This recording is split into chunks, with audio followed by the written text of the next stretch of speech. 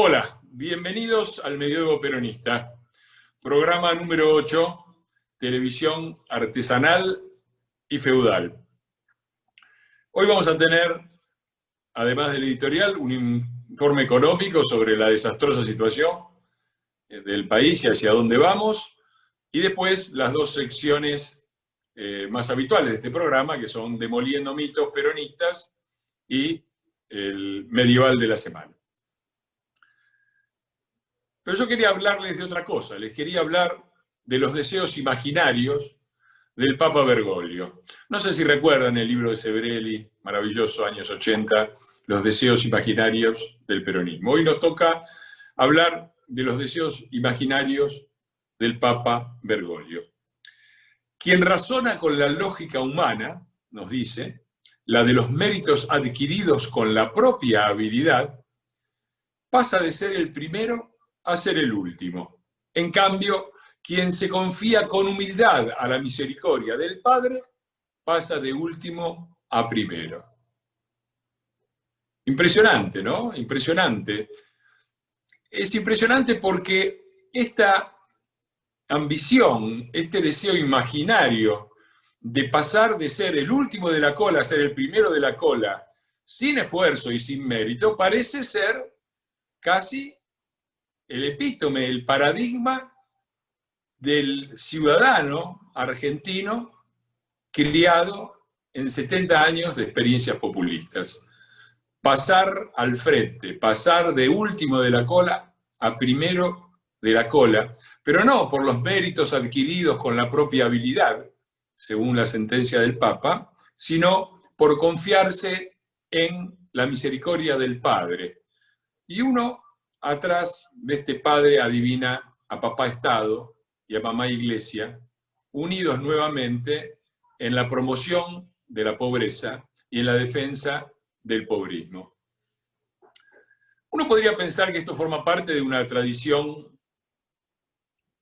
de la Iglesia muy antigua, una tradición preconciliar, una tradición anticapitalista por la cual el dinero es el estiércol del diablo y la modernidad es el demonio.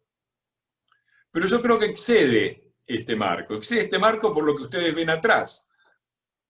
El cuadro o el centro del cuadro que ilustra la tapa de mi libro, El Medioevo Peronista, donde se ve la boda. Es un cuadro de la época medieval de un pintor de Bolonia que se llama La Boda, y lo que vemos es efectivamente la boda entre la reina Cleopatra de Tolosa y el virrey Alberto, bendecida y auspiciada directamente por el Papa Bergoglio. Fue él el que promovió este acercamiento, fue él el que llamó a la reconciliación, y es él el responsable de este gobierno indigno que padecemos hoy todos los argentinos, y que amenaza seguir, o que programan seguir en el 2023, aplicando el método medieval, el método de la dinastía que se apropia del poder político y lo transfiere hereditariamente con la candidatura del principino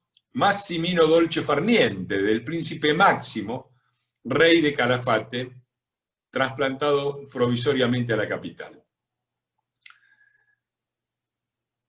Como bien dice Fernández Díaz, Bergoglio no ambicionaba ser papa, sino más bien una especie de Perón en Santa Marta.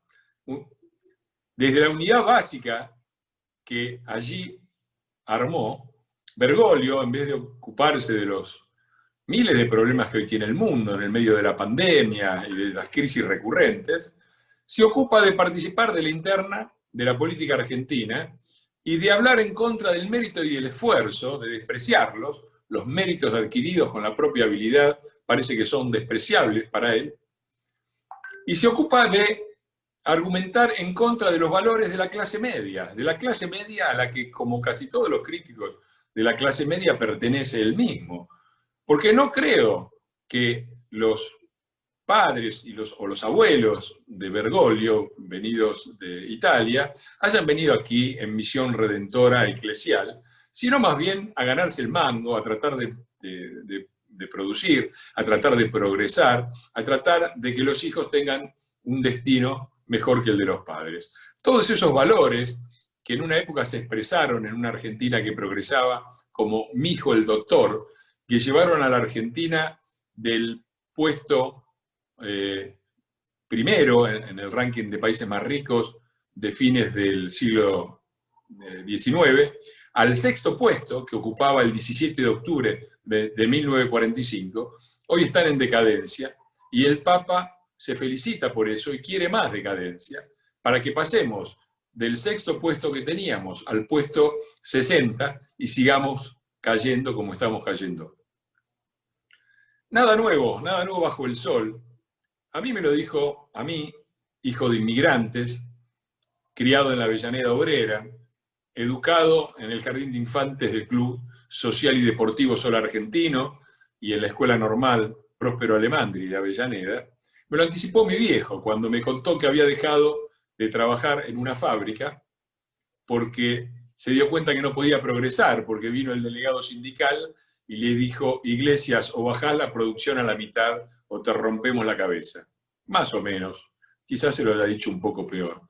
Y el otro día me sorprendí al encontrar, y lo cuento en el libro, que a Borges le pasó exactamente lo mismo en una modesta biblioteca, la biblioteca Cané, en la que trabajaba, cuando sus compañeros le dijeron exactamente lo mismo, que los 80 libros que él había clasificado en un día eran demasiados y que tenía que bajar a 40 en nombre de la solidaridad.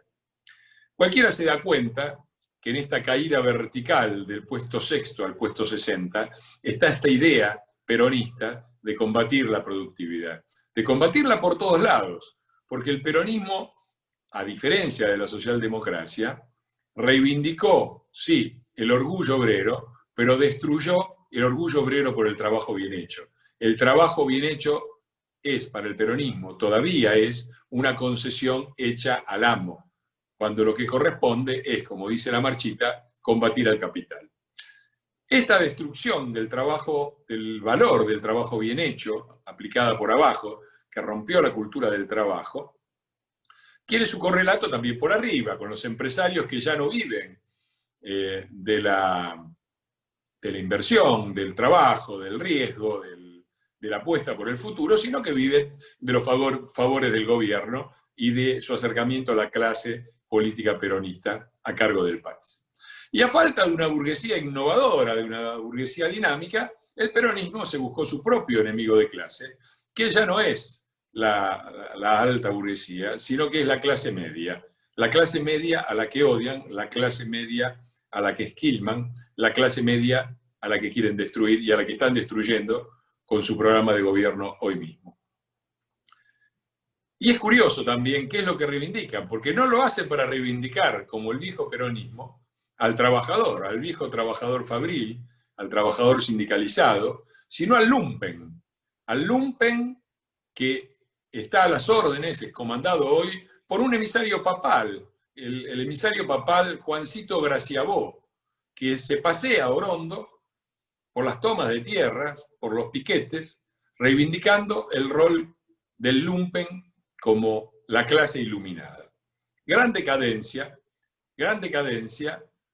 sobre todo porque se hace en nombre de un marxismo berreta, de un marxismo malentendido, de una forma de totalitarismo que asocia las peores características autoritarias y totalitarias de dos tradiciones: la eclesiástica, de la Iglesia Católica, la de la Santa Inquisición, y la del marxismo, que tanto daño hizo en todos los lugares donde se aplicó. Y finalmente, esta parábola de Mateo que menciona el Papa Bergoglio, estos deseos imaginarios del Papa peronista, terminaron la misma semana pasada como tenían que terminar. Con una señora razonablemente bien hablada y bien vestida, una señora, disculpen, espero que no se ofenda, más o menos de clase media, que se llevaba 27 latas de atún escondidas en la ropa en el supermercado. Y que cuando los trabajadores del supermercado la pararon y la detuvieron y le dijeron que mostrara, que se sacara las latas de atún que llevaba escondidas entre las prendas, se ofendió y amenazó con que no iba a volver más a ese lugar despreciable. Es extraordinario esto, ¿no? La de una persona que dice, si me tratan mal no vengo más a robar. Además, les dijo, no me toquen porque si no, les voy a hacer una denuncia por acoso sexual. Extraordinario también, extraordinaria fue la reacción de los tuiteros paleoprogres de Palermo Trotsky, que salieron inmediatamente a defender a la señora, y a acusar a los empleados del supermercado como traidores a su propia clase. Y a decir que quienes nos ponemos del lado del supermercado, del hipermercado, contra el pueblo, que se lleva sus sagradas latas de atún, estamos del lado malo de la grieta. Fíjate de qué lado de la mecha te encontrás, nos diría el indio Salario con su peculiar lenguaje. Es notable esto porque muestra dónde termina esta idea de este deseo imaginario del Papa Bergoglio de despreciar el mérito y la confianza en las propias habilidades y tratar de pasar de último de la cola, primero de la cola, confiando en la voluntad divina o en el Estado que te cuida.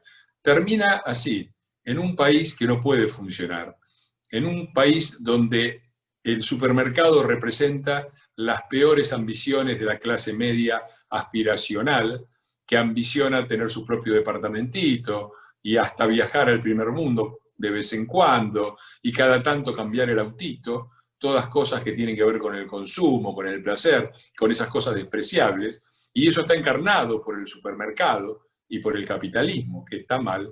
En cambio, el choreo está bien. Un país en el cual el capitalismo está mal y el choreo está bien, no puede funcionar. O mejor dicho, funciona así. Funciona como un medioevo peronista. Así que seguimos en el medioevo peronista, lamentablemente, y seguimos con el programa. No te vayas.